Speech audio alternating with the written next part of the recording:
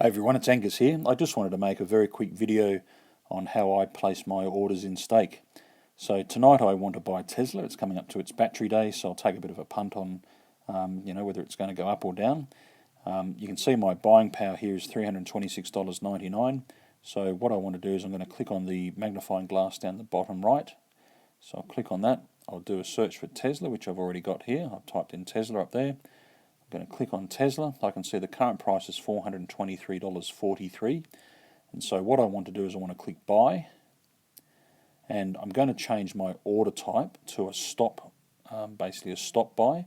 The difference between the different orders is that a limit buy will basically put the order into the market at the price that you specify. So if I put it in at $425 as an example, then that order would go straight into the market at $425, and I'd probably buy almost instantly because it's well above what the current asking price is, which is $423.50.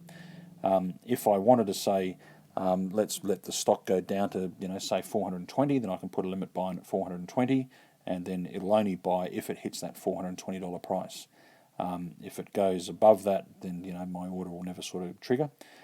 The other one is a market buy. So a market buy basically says put the order in at whatever the current price is that it opens, and so a market buy could be if the stock goes up or the stock goes down. It doesn't matter either way that you will buy that stock.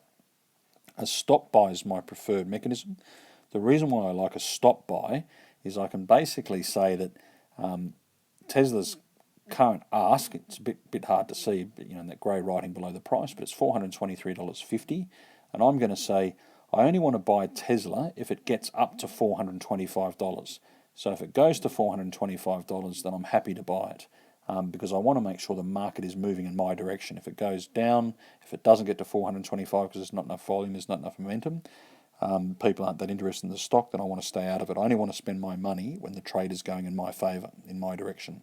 So I'm going to put in a target price of $425, 425.00, and I'm just made up 425. You can put in 424, you can put in 424.50, whatever you like. I've just said, arbitrarily $425.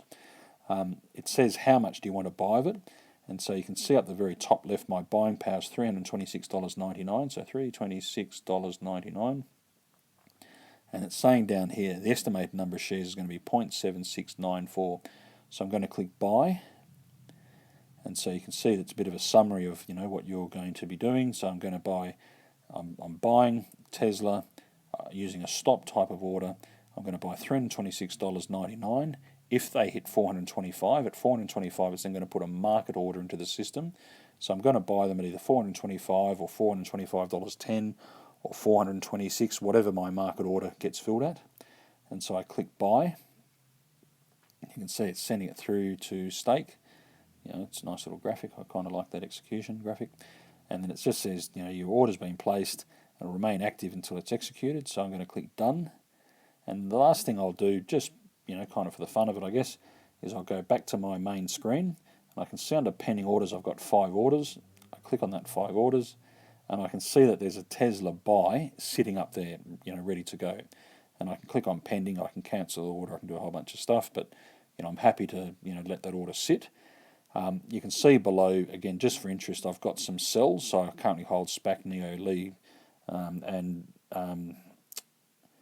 DKNG, and so if I buy a stock, I like to then put a stop loss a little bit below where my buy price was. So with Tesla, I think I was paying $425 for it. So once it eventually fills and buys, then I'll probably put a stop loss at around, again, I'm just making up numbers, but probably $417.50 or something like that. So that way, if the stock turns around and goes against me, then I'll automatically have that stock sold, and then I'll be able to buy something else. So that's just a very quick video on how I use Stake. It's a super simple app for Australians.